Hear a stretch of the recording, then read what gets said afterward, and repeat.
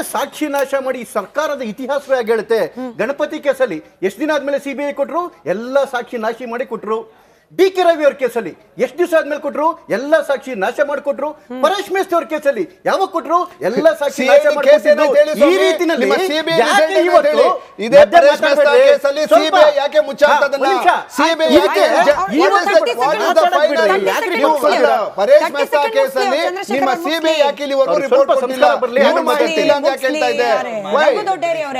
ನೀವು ಕಂಟಿನ್ಯೂಸ್ ಆಗಿ 5 ನಿಮಿಷ ಮಾತನಾಡಿದಿರಿ. ಸರ್ಕಾರ ನಿಮ್ದಿದೆ, ನೀವು ಜಾಸ್ತಿ ಮಾತನಾಡಲೇಬೇಕು. ಬಿಟ್ಟೆ ಅವ್ರದ್ದು ಇವಾಗ ಸಮಯ ಮಾತನಾಡ್ಲಿ ಅವರು.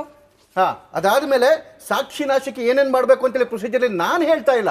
ಆ ಮುತರ ಧರ್ಮಪತ್ನಿ ಹೇಳ್ತಿರ್ತಕ್ಕಂಥ ಮಾತುಗಳಿದೆ, ಏನೇನ್ ಮಾಡಿದ್ರು ಅವರು ಅಂತೇಳಿ. 3ನೇ ಪಾಯಿಂಟ್, ಸಚಿವರು ಮಾತಾಡ್ತಾ ಪ್ರೆಸ್ ಮೀಟ್ ಅಲ್ಲಿ ಒಂಥರ ಎಳೆ ಮಕ್ಕಳದ್ದು ರೈಮ್ ಹೇಳ್ದಂಗೆ ಹೇಳಿದ್ರು. ಮಾರ್ಚ್ 4ನೇ ತಾರೀಕು 25 ಕೋಟಿ ತಗೊಂಡೋದ್ರು, 6ನೇ ತಾರೀಕು 25 ಕೋಟಿ ತಗೊಂಡೋದ್ರು, 21ನೇ ತಾರೀಕು 44 ಕೋಟಿ ತಗೊಂಡೋದ್ರು, 22ನೇ ತಾರೀಕು 43.3. ಮಾರ್ಚ್ ತಿಂಗಳಲ್ಲಿ ಕೋಟ್ಯಾಂತರ ರೂಪಾಯಿ ಸರ್ಕಾರದ ಹಣ ಹೋಗ್ತಿದೆ. ಮಾರ್ಚ್ 31 ಪ್ರತಿಯೊಂದು ಅಕೌಂಟ್ಗೂ ಹಾಗೆ ಆಗುತ್ತೆ, ಎಡಿಟಿಂಗ್ ಆಗೈತೆ ಮಾರ್ಚ್ 31. ಅದಾದ್ಮೇಲೆ ಇಲ್ಲಿವರೆಗೂ ರಿಪೋರ್ಟ್ ಆಗೋತಿಲ್ಲ. 2.5 ತಿಂಗಳಾಯ್ತು.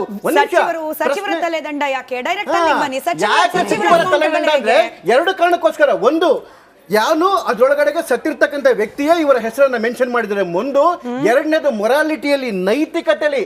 ಇಲ್ಲಿ ಬರ್ದಿದ್ದೇನೆ ಹ್ಯಾಂಡ್ ರೈಟಿಂಗ್ ಅಲ್ಲಿ, ಅಲ್ಲಿ ಮೊಬೈಲ್ ಅಲ್ಲಿ ಬಂದಿತ್ತು ಈಶ್ವರಪ್ಪ ಅವ್ರಿಗೆ. ಮೊಬೈಲ್ ಅನ್ನು ಯಾರು ಬೇಕಾದ್ರೂ ಟೈಪ್ ಮಾಡಬಹುದು. ಆವತ್ತು ಅಮಿತ್ ಶಾ ಮನೆಗೆ ಹೋಗಿ, ಇಲ್ಲಿ ನೋಡಿ ಪೇಪರ್ ರಿಪೋರ್ಟ್, ಅಮಿತ್ ಶಾ ಮನೆಗೆ ಹೋಗಿ ಡೆಲ್ಲಿನಲ್ಲಿ ಇವರು ಇದನ್ನ ಮಾಡ್ತಾರೆ, ಅಟ್ಯಾಕ್ ಮಾಡ್ತಾರೆ. ಸುರ್ಜೇವಾಲಾ ಏನ್ ಹೇಳ್ತಾರೆ, ಇವರೊಬ್ಬರೇ ಅಲ್ಲ ಸಿಎಂ ಅವರು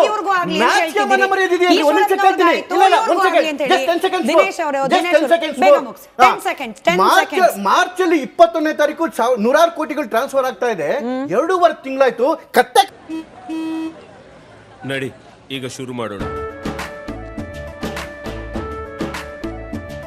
ಕೇಸರಿಯಿಂದ ಮನೋಲ್ಲಾಸ ಮನಸ್ಸು ಮತ್ತೇರಿ ಕುಣಿದಾಡಿದೆ ನೋಡು, ಮನಸ್ಸು ಮತ್ತೇರಿ ಕುಣಿದಾಡಿದೆ ನೋಡು.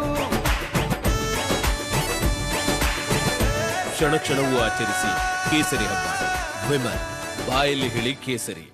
ಸಚಿವರು ಕೇಳೋಣ ಪ್ರಶ್ನೆ. ಬರ್ತೀನಿ ದಿನೇಶ್ ಅವರೇ.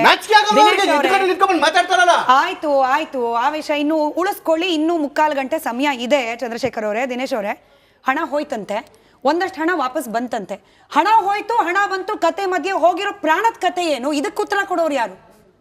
ರಾಜ್ಯದಲ್ಲಿ ಇದುವರೆಗೆ ಆದಂಥ ಎಲ್ಲ ಸೂಸೈಡ್ಗಳು ಎಲ್ಲ ಏನಾಗಿದೆ, CID ಅಂತ CBI ಅಂತ ತನಿಖೆಗಳಾಗಿ ಎಲ್ಲ ಮುಚ್ಚೋಗಿದೆ. ಇದುವರೆಗೆ ಒಬ್ಬ ವ್ಯಕ್ತಿನ ಶಿಕ್ಷಿಸಿರೋದು ನೀವು ಹಿಸ್ಟ್ರಿಲೇ ಕಂಡು ಬರಲ್ಲ. ಇದು ಗಣಪತಿ ಅವ್ರ ಕೇಸ್ ಆಗಿರ್ಬೋದು, ಅಥವಾ ಹಿಂದೆ ಆದಂಥ PDO ಸೂಸೈಡು, ಅದು BJP ಸರ್ಕಾರದಲ್ಲೇ ಆಗಿದ್ದು. PDO ಅರುಣ್ ಕುಮಾರ್ ಅಂತ ಗಲ್ಗಲಿ ಅಂತ, ಅವ್ರದ್ದು ಸೂಸೈಡ್ ಆಯಿತು. ಅವರು ಡೆತ್ ನೋಟೇ ಬರೆದಿದ್ರು ಮಿನಿಸ್ಟ್ರ್ ಬಗ್ಗೆ, ಸಿಸ್ಟಮ್ ಬಗ್ಗೆ. ಏನು ಆ್ಯಕ್ಷನ್ ತೊಗೊಂಡ್ರು? ಏನೂ ಆಗಲಿಲ್ಲ. ಅದಾದ ನಂತರ ನೋಡಿ ಕರ್ನಾಟಕದಲ್ಲಿ ಇದು ಹೇಗಾಗ್ತಾ ಇದೆ ಅಂದರೆ, ಈ ಬಲಿಪಶುಗಳು ಯಾರು ಅಂದರೆ ಸಿನ್ಸಿಯರ್ ಆಫೀಸರ್ಸು. ಯಾಕಂದರೆ ಅವ್ರಿಗೆ ಮಾನ ಮರ್ಯಾದೆನೇ ದೊಡ್ಡದಿರುತ್ತೆ. ಆಮೇಲೆ ಈ ಏನು ಕರಪ್ಟ್ ಮಾಡಿ ಎಲ್ಲ ಇದು ಮಾಡಿ ಈಗ ಜೈಲಿಗೆ ಹೋಗಿದ್ದು ಆಚೆ ಬಂದವ್ರಿಗೆ ಇಮಿಡಿಯೇಟ್ ಪ್ರಮೋಷನ್ ಕೊಡ್ತಾರೆ. ಇದೇ ಅದು BJP ಇರಲಿ, ಕಾಂಗ್ರೆಸ್ ಇರಲಿ, JDS ಇರಲಿ, ಇದನ್ನು ನೀವು ರಾಜ್ಯ ಸರ್ಕಾರದಲ್ಲಿ ನೋಡಿರ್ಬೋದು. ಯಾವುದೇ ವ್ಯಕ್ತಿ ಭ್ರಷ್ಟಾಚಾರ ಮಾಡಿ ಬಂದರೆ, ಅವ್ನು ಜೈಲಿಗೆ ಹೋಗಿ ಆಚೆ ಬಂದರೆ ಅವನಿಗೆ ಮತ್ತೆ ಪ್ರಮೋಷನ್ನೇ ಕೊಡ್ತಾರೆ.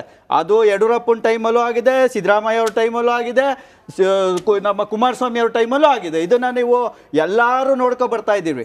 ಯಾಕಂದರೆ ಆ ಅಧಿಕಾರಿಗಳು ಭ್ರಷ್ಟಾಚಾರಿಗಳು, ಇವ್ರಿಗೆ ಫಂಡ್ ರೈಸರ್ಸು, ಇವ್ರಿಗೆ ಫಂಡ್ ಕಲೆಕ್ಟರ್ಸು, ಅವರನ್ನು ಇವರು ಬೆಳೆಸ್ಕೊಳ್ತಾ ಬರ್ತಾರೆ. ಇದ್ರ ಮಧ್ಯೆ ಸೂಸೈಡ್ ಮಾಡ್ಕೊಳ್ಳೋರು ಯಾರು? ಪ್ರಾಮಾಣಿಕ ಅಧಿಕಾರಿಗಳು. ಹೆಣ್ಮಕ್ಳು ಹೇಳಿದ್ರು ಮಾಡ್ತೀನಿ. ಕವಿತಾ ಅವರು, ಚಂದ್ರಶೇಖರ್ ಅವ್ರ ಪತ್ನಿ ನೆನ್ನೆ ಹೇಳಿದ್ರು ರಿಪಬ್ಲಿಕ್ ಜೊತೆ ಮಾತನಾಡ್ತಾ, ಪ್ರಾಮಾಣಿಕವಾಗಿ ಸರ್ಕಾರಿ ಕೆಲಸ ಮಾಡಿದಕ್ಕೆ ಇದೇನ ನಮಗೆ ಸಿಗ್ತಿರೋ ಬೆಲೆ. 4 ಜನ ಹಿಂಗೆ ಪ್ರಾಮಾಣಿಕವಾದ ಅಧಿಕಾರಿಗಳು ಸೂಸೈಡ್ ಮಾಡ್ಕೊಂಡ್ರೆ ಸರ್ಕಾರ ನಡೆಸ್ತಾರೆ.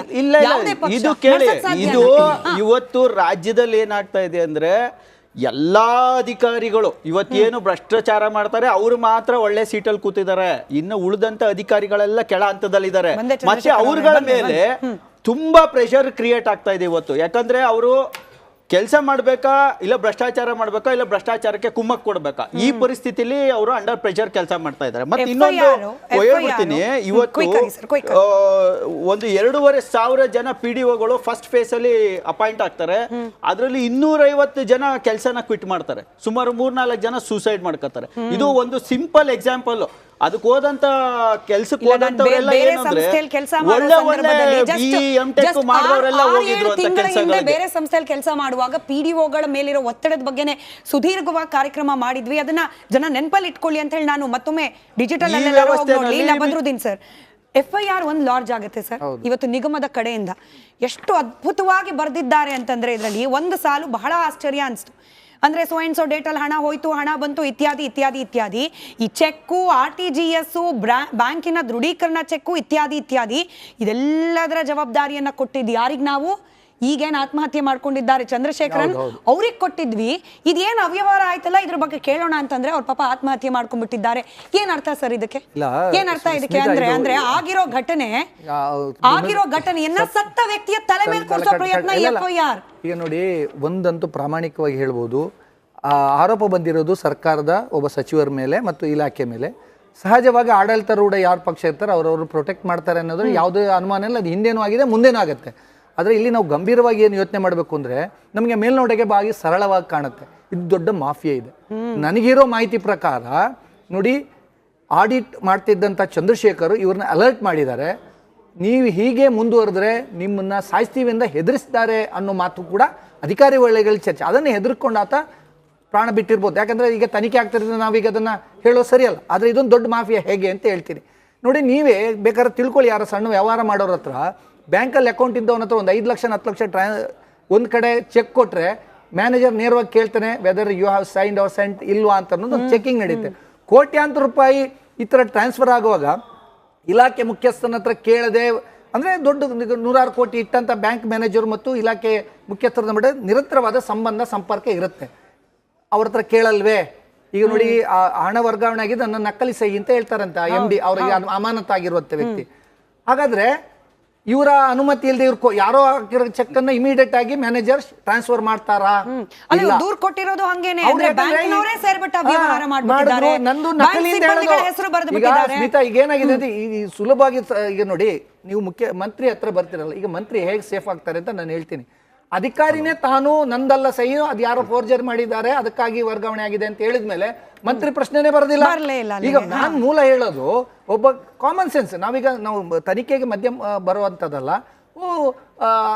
ಬ್ಯಾಂಕ್ ಮ್ಯಾನೇಜರ್ ಇವ್ರ ಹತ್ರ ಕೇಳದೆ ವರ್ಗಾವಣೆ ಮಾಡ್ತಾರಾ? ಹಾಗಾಗಿ ಯಾರಿಗ ವರ್ಗಾವಣೆ ಆಯ್ತು, ಆ ದುಡ್ಡು ಎಲ್ಲೆಲ್ಲೂ ಹೋಯ್ತು ಅಂತ ತನಿಖೆಯಲ್ಲಿ ಬಂದೇ ಬರುತ್ತೆ. ಅದು ಎಲ್ಲೂ ಹೋಗಲ್ಲ, ಕೊನೆಗೆ ಅವರ ಸಂಬಂಧಿಕರು ಇರ್ತಾರೆ. ಆದರೆ ಇಲ್ಲಿ ನೀವು ನೈತಿಕತೆ ಬಗ್ಗೆ ನಾನು ಆಮೇಲೆ ಮಾತಾಡ್ತೀನಿ. ಇದೊಂದು ದೊಡ್ಡ ಮಾಫಿಯಾ ಅಂತ ನಾನು ನಿಮ್ಗೆ ಹೇಳ್ತೀನಿ. ಬೇಕಾದರೆ ಈ ಮಾಧ್ಯಮದ ಮುಂದೆ ನಾನು ಹೇಳ್ತೀನಿ, ಸರ್ಕಾರದಲ್ಲಿರುವ ಬಹುತೇಕ ನಿಗಮ ಮಂಡಳಿಗಳಲ್ಲಿರುವಂಥ ಡೆಡ್ ಅಮೌಂಟ್, ಅಂದರೆ ಬಳಕೆ ಆಗದೆ ಅಂತ ಕೊನೆಯಂಥ ಅಮೌಂಟ್ಗಳನ್ನ ಈ ಥರ ಬ್ಯಾಂಕ್ನವರು ಮತ್ತು ಅಧಿಕಾರಿಗಳು ಶಾಮೀಲಾಗಿ ಅವರಿಗೆ ಬೇಕಾದವರಿಗೆ ವರ್ಗಾವಣೆ ಮಾಡ್ಕೊಂಡು ಮತ್ತೆ ತಗೊಳ್ಳುವಂತದ್ದೇ ಒಂದು ಮಾಫಿಯಾ. ಆ ದುಡ್ಡನ್ನ ಹೊಡ್ಕೊಂಡು ಹಂಗೆ ಮನೆ ತಗೊಂಡು ಹೋಗುವಂತದ್ದಲ್ಲ. ಡೌಟ್ ಬರುತ್ತೆ, ಕೇವಲ ಅಧಿಕಾರಿಗಳು ಬ್ಯಾಂಕ್ನವ್ರು ಮಾತ್ರ ಅಧಿಕಾರಿಗಳು ಯಾರು ನಿಯಂತ್ರಣದಲ್ಲಿ ಇರ್ತಾರೆ? ಸರ್ಕಾರದ ಪ್ರತಿನಿಧಿಗಳು ಯಾರಿಗೂ ಗೊತ್ತೇ ಆಗಲ್ಲ. ಸರ್ಕಾರದ ನಿಯಂತ್ರಣ ಯಾರ್ದು? ಸಚಿವರ ಮೇಲೆ ಆರೋಪ ಬಂದಿದೆ, ಅದು ಕ್ಲಾರಿಫಿಕೇಶನ್ ಆಗೋಗ್ಲಿ. ನನ್ ಡೌಟ್ ಒಂದ್ ನಿಮಿಷ, ಅನುಮಾನ ಏನು? ಕೋಡ್ ಆಫ್ ಕಂಡಕ್ಟ್ ಬಂದ ನಂತರ election March 24 23 code of conduct ಬಂದ ನಂತರ ಬಹುತೇಕ ಎಲ್ಲಾ ರಾಜಕೀಯ ಪಕ್ಷದ ಎಲ್ಲಾ ರಾಜಕೀಯ ಪಕ್ಷದ ನಾಯಕರು ಯಾರು ಆಫೀಸ್ಗೆ ಬಂದೇ ಇಲ್ಲ. ನಮ್ಮ ಪಕ್ಷದವರೇ ಅಲ್ಲ, ಯಾವ ಪಕ್ಷ. ಒಂದ್ ನಿಮಿಷ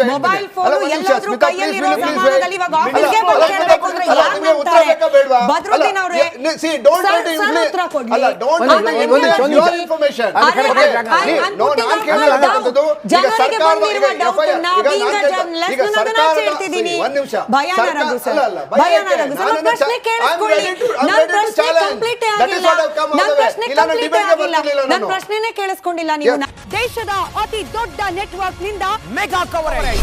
ದೇಶದ ಮತದಾರನ ಆದೇಶ NDAಗ ಇಂಡಿ ಒಕ್ಕೂಟಕ್ಕ ಲೋಕ ಅಖಾಡದಲ್ಲಿ ಗೆಲ್ಲೋದ್ಯಾರು ಸೋಲೋದ್ಯಾರು? ಕರುನಾಡಿನ 28 ಕ್ಷೇತ್ರಗಳ ನಿಖರ ಫಲಿತಾಂಶ. ಫಾಸ್ಟ್ ರಿಸಲ್ಟ್, ಪಕ್ಕಾ result. Number 1 election team, number 1 network, number 1 coverage.